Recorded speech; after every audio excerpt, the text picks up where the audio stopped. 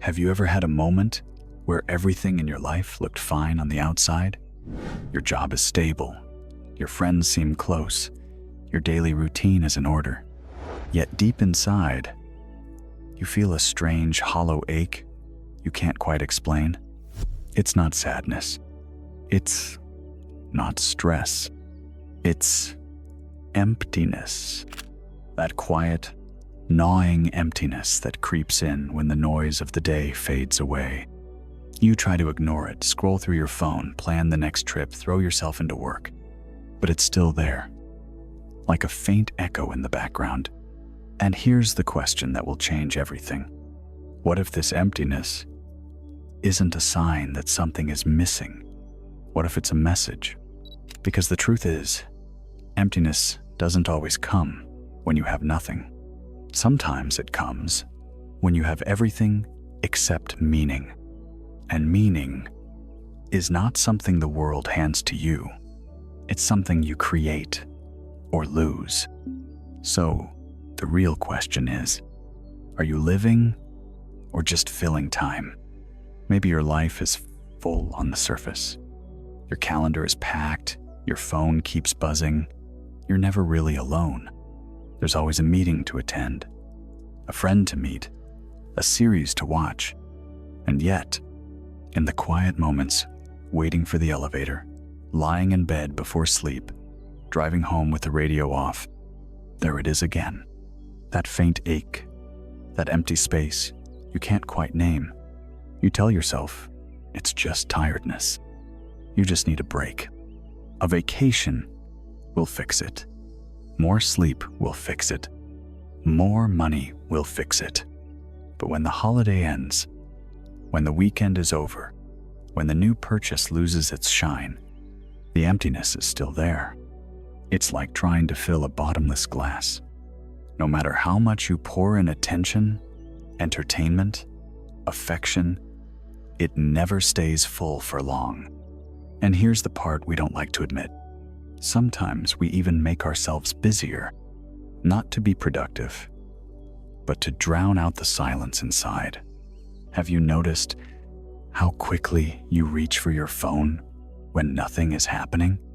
How easily you say yes to plans you don't even care about, just to avoid being alone with yourself? This is the strange paradox of modern life. We have more to do, more to see, more to consume than ever before, and yet we are starving. Starving not for food, not for company, but for something we can't quite put into words. And here's the question. What if this emptiness isn't the result of having too little, but of chasing too much of the wrong thing? We've been led to believe that emptiness means something is wrong with us, that if we feel this way, we must be broken, ungrateful, maybe even weak. But what if it's the opposite? What if emptiness is the most honest part of you, the part that refuses to be satisfied with a life that looks full but feels hollow? Philosophers have been here before us. The existentialist Sartre, Camus spoke of this quiet rebellion inside us. They called it the crisis of meaning. Not a sickness, but a turning point. And Viktor Frankl, who survived the concentration camps, built his entire therapy on this truth. We are not destroyed by suffering. We are destroyed by meaningless suffering. Your emptiness is not proof that you've failed. It's proof that you can still feel. It's proof that somewhere inside, you know you are meant for more than just filling time until the next distraction. Here's the twist. Emptiness doesn't mean you lack something outside.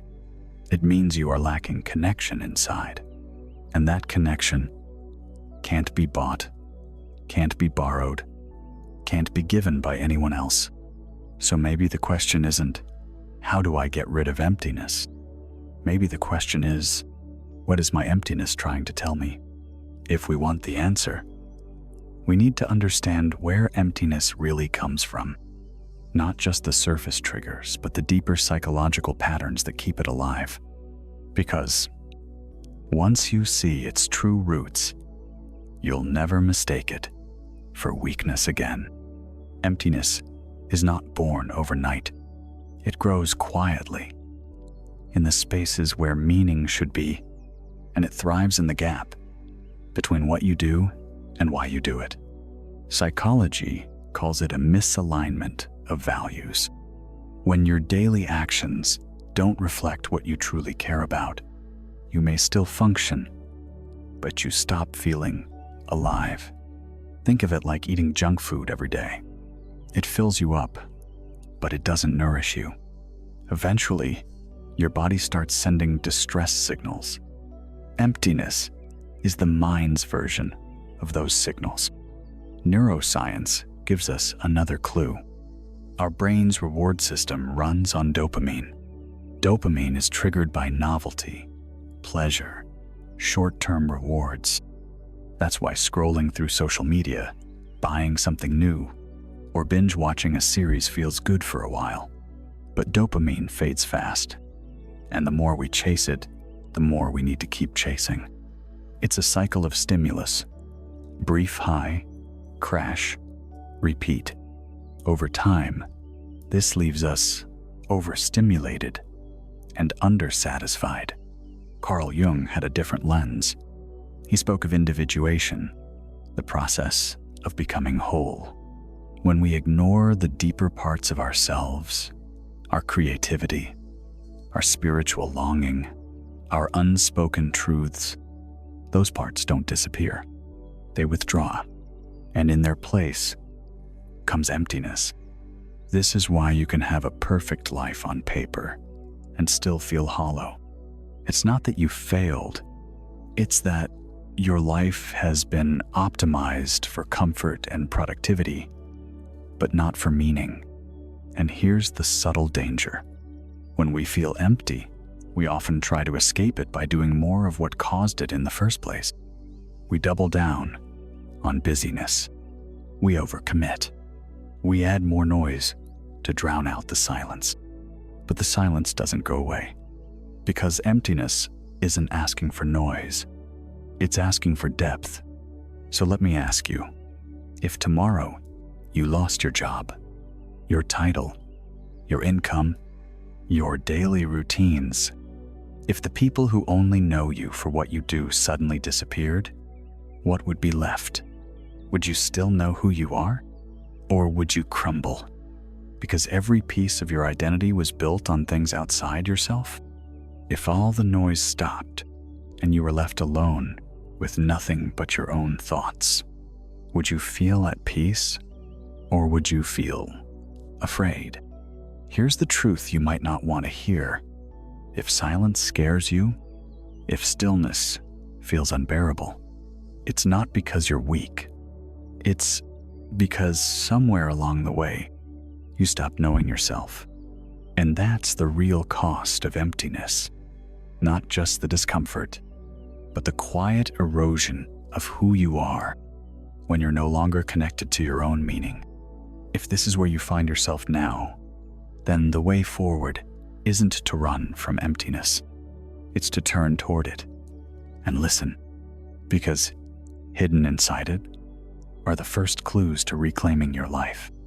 If emptiness has been whispering to you, it's time to stop drowning it out, because beneath that hollow feeling is a map, a set of directions pointing you back to yourself. We often think meaning will fall into our laps someday, that if we just wait long enough or work hard enough, life will hand it to us like a gift. But meaning isn't found by accident. It's built piece by piece, choice by choice. From all the research, from philosophy, from the raw truths people share at the end of their lives, it keeps coming back to three pillars, three elements that form the foundation of a meaningful life. Pillar 1, alignment. Alignment is when what you do matches what you truly believe in. It's living in a way that feels honest to your values, not just convenient for your schedule. It's the difference between a career that drains you and a calling that fuels you. When your outer life and your inner compass point in the same direction. You stop feeling like a stranger in your own skin. Pillar 2, creation. Meaning is built through what you bring into the world, not what you consume from it. You don't have to be an artist or a writer. Creating can be building a business, raising a child, nurturing a garden, solving a problem nobody else has solved. Every time you create, you leave a trace, a sign that you were here and that your presence made something exist that didn't before. Pillar 3, connection. Meaning deepens when you're connected to people, to nature, to something larger than yourself. Connection isn't about collecting contacts or likes. It's about the relationships where you can show up as your full self and still be accepted. When you're deeply connected, you don't feel like you're carrying life alone. You feel woven into something that will still matter, even after you're gone. These 3 pillars, alignment, creation, connection, are not instant fixes. They're a practice, a way of living that shifts the question from, how do I escape emptiness? To, how do I build a life so rich that emptiness has no room to stay? But here's the part nobody tells you. The moment you start living this way, your world will change. And not everyone will welcome that change, because meaning has a price. When you start looking your emptiness in the eye, when you stop numbing it with busyness, distraction, or shallow goals, your life begins to shift.